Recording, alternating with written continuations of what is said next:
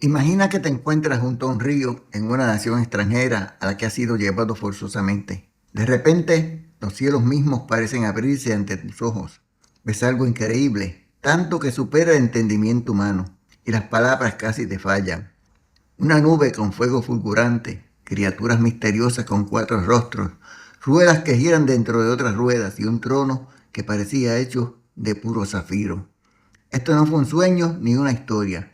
Fue el momento en que Dios eligió revelársele a un sacerdote judío llamado Ezequiel. La nación judía estaba pasando por unos momentos críticos.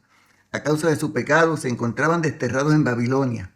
Este destierro duraría 70 años, tal como Dios había anunciado por medio de Jeremías, otro gran profeta contemporáneo de Ezequiel, aunque unos años mayor que este. Nos encontramos en el año 597 a.C., un tiempo en el cual el mundo estaba cambiando dramáticamente. El poderoso imperio babilónico, bajo el rey Nabucodonosor, se había convertido en una fuerza imparable en el antiguo cercano oriente. Jerusalén, la ciudad de David, el hogar del templo de Dios, había caído ante este poder extranjero. Miles de judíos fueron forzados a marchar más de 1.400 kilómetros hasta Babilonia, y entre ellos estaba Ezequiel. Ezequiel venía de una familia sacerdotal y para ese entonces tendría unos 25 años de edad. Intentemos ponernos en su lugar por un momento. Todo lo que definía su vida y propósito, el templo donde eventualmente esperaba servir, Jerusalén, la ciudad santa donde vivía, y la tierra que Dios había prometido a sus antepasados, le fue arrebatado de repente. Tanto Ezequiel como los demás exiliados enfrentaban una pregunta urgente y devastadora. ¿Los había abandonado Dios? ¿Habían fallado sus promesas? ¿Había terminado su identidad como pueblo elegido de Dios? Estas no eran meras preguntas académicas, eran asuntos de vida o muerte para el pueblo elegido. A través de la historia de Israel, Dios usó a los profetas para instruir y amonestar a su pueblo de diversas maneras. Y en este momento crítico, cuando parecía no haber esperanza, Dios usó a Ezequiel, el cual se convertiría en uno de los profetas más dramáticos y poderosos de toda la historia bíblica. A través de él, Dios llevaría mensajes que sacudirían, pero también consolarían a su pueblo. Mensajes de juicio y esperanza que continúan hablando con notable relevancia a nuestras vidas hoy. 5 años después de haber marchado al exilio, todo cambió para Ezequiel. Junto al río Quebar en Babilonia, Dios se le apareció en una visión tan espectacular que toma casi 3 capítulos enteros solo para describirla. El profeta vio 4 seres vivientes con 4 rostros cada uno, humano, león, buey y águila. Junto a ellos había extraordinarias ruedas cubiertas de ojos, rueda dentro de rueda, moviéndose en perfecta unidad con las criaturas. Sobre ellos había una expansión como cristal, y sobre la expansión un trono de zafiro con una figura de luz gloriosa sobre él.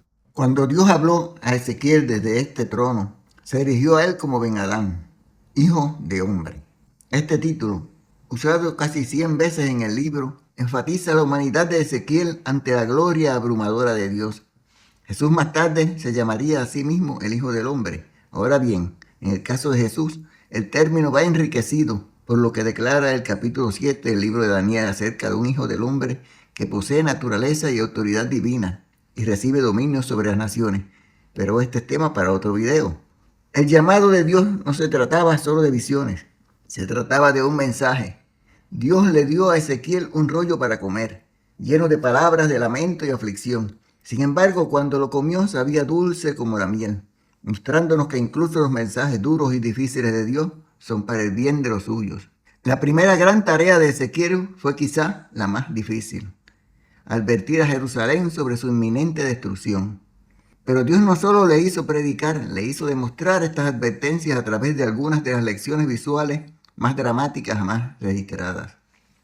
Para llevar su mensaje, Ezequiel tuvo que acostarse 390 días sobre su costado izquierdo, simbolizando los años del pecado del reino de Israel, y 40 sobre su costado derecho por los pecados del reino de Judá. Cocinar comida sobre excremento, mostrando así la terrible escasez venidera. Raparse la cabeza, luego quemar una tercera parte de su pelo, otra parte golpearla a espada y otra esparcirla al viento, representando de ese modo el destino de los habitantes de Jerusalén.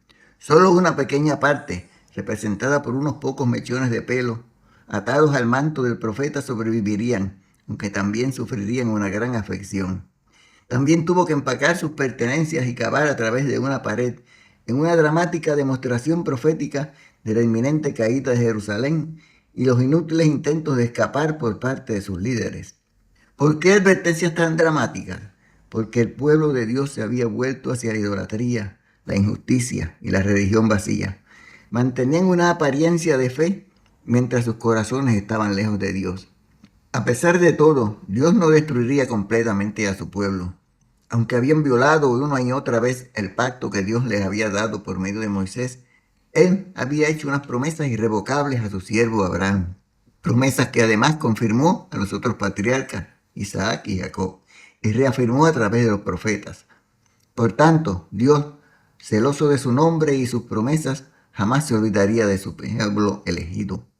Por eso, justo cuando todo parecía más oscuro, Dios le dio a Ezequiel una visión que se convertiría en uno de los pasajes más famosos de toda la Escritura. Una visión que habla no meramente de la restauración luego del exilio en Babilonia, sino de una restauración aún mayor al final de los tiempos. Una restauración que traerá a todos los israelitas de las distintas naciones a las que habían sido dispersados. Una restauración que incluirá unir los reinos divididos de Israel y Judá en una sola nación. Y lo más importante, una restauración que tendrá como resultado una renovación espiritual y el gobierno eterno del Mesías, descendiente del rey David, que Dios les había prometido. Imagina estar de pie en un valle lleno de huesos secos y dispersos, una imagen perfecta de la situación desesperada de Israel. Entonces Dios le dice al profeta: profetiza a estos huesos y diles: huesos secos, oíd la palabra del Señor. Así dice el Señor Dios a estos huesos: he aquí haré entrar en vosotros aliento y viviréis. La palabra hebrea, ruah, aquí es crucial, significa aliento, viento o espíritu. La misma palabra aparece en Génesis cuando Dios insufla vida en Adán. Esto no se trata solo de resurrección física, se trata de avivamiento espiritual. Observa lo que sucede. Primero los huesos se unen, luego aparecen los músculos y la carne, pero aún sí están sin vida. Es solo cuando el Espíritu de Dios entra en ellos que verdaderamente viven. Es entonces que se cumple lo que Dios le había dicho poco antes a Ezequiel en una de las promesas más hermosas en toda la Escritura. Os daré un corazón nuevo y pondré un espíritu nuevo dentro de vosotros. Quitaré de vuestra carne el corazón de piedra y os daré un corazón de carne. Piensa en esto. Dios no solo quiere modificar el comportamiento, quiere transformar los corazones. Esta promesa apunta hacia el nuevo pacto que Jesús establecería, donde la ley de Dios no estaría escrita en tablas de piedra, sino en la mente y los corazones humanos. En medio del exilio y la pérdida, Dios promete esperanza a través de un pastor rey venidero.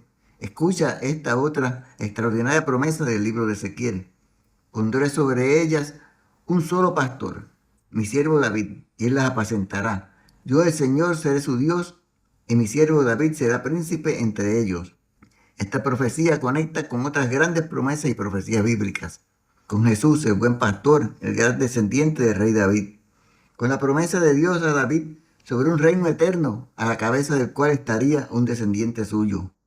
Ese pastor rey, descendiente directo de David y heredero de la promesa de un reino eterno, es Jesús, el Mesías, el buen pastor que dejaría a las 99 para encontrar a la oveja perdida. El buen pastor que daría su vida por su rebaño, el que uniría pueblos divididos en un solo rebaño y gobernaría con justicia y misericordia. Los capítulos finales de Ezequiel pintan un cuadro extraordinario de restauración futura. En detalle minucioso describe un majestuoso templo nuevo. A este nuevo templo regresará la gloria de Dios que había abandonado el primer templo por causa del pecado y las abominaciones que allí se estaban cometiendo. Desde el umbral de este templo fluye un río con agua que da vida, trayendo sanidad y abundancia por donde quiera que va. Este río transforma el mar muerto, hace florecer los árboles y trae vida abundante. Una poderosa imagen de cómo la presencia de Dios transforma todo lo que toca. Esta visión final nos enseña que Dios promete habitar con su pueblo, que su presencia trae transformación, que Él hará nuevas todas las cosas. El mensaje de Ezequiel forma un puente que conduce del pasado al presente y al futuro, del juicio a la restauración, del antiguo pacto al nuevo pacto. Sus profecías nos muestran que Dios permanece fiel incluso en nuestros momentos más oscuros, que la verdadera renovación espiritual viene solo de Dios, que siempre hay esperanza de restauración, que todas las promesas de Dios conducen y encuentran su sí en Jesucristo. Además, las profecías de Ezequiel, junto con las de Daniel y el Apocalipsis, al igual que las palabras de Jesús en el Monte de los Olivos poco antes de ser crucificado, nos presentan el esquema de los eventos de los tiempos finales. Si te ha inspirado el increíble mensaje de Ezequiel, no te pierdas nuestros próximos videos. Presiona el botón de suscripción para acompañarnos mientras exploramos con mayor detalle las grandes profecías y enseñanzas, no solo del libro de Ezequiel, sino de toda la Biblia. Que Dios les bendiga.